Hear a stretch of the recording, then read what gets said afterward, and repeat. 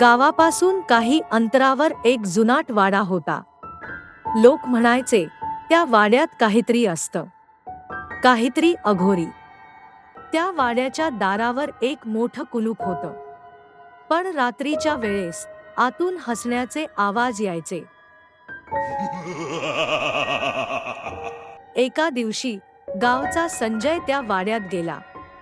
त्याला माहित होतं, हे धोक्याचं आहे, पण तो सत्य जाणून घ्यायला तयार होता. संजयने वाड्याचा माळा उघडला. धुळीने भरलेल्या खोलीत एक जुना झोपाळा हलत होता. आणि मग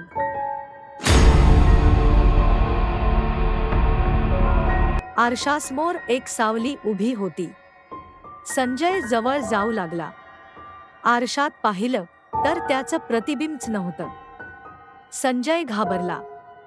तो बाहेर पळण्याचा प्रयत्न करत होता, पण दरवाजा बंद झाला होता.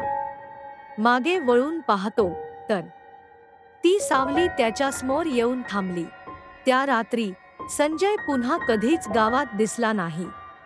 लोक फक्त ऐकतात, रात्रीच्या वेळी त्या वाड्यातून आजही कोणीतरी ओरडतंय.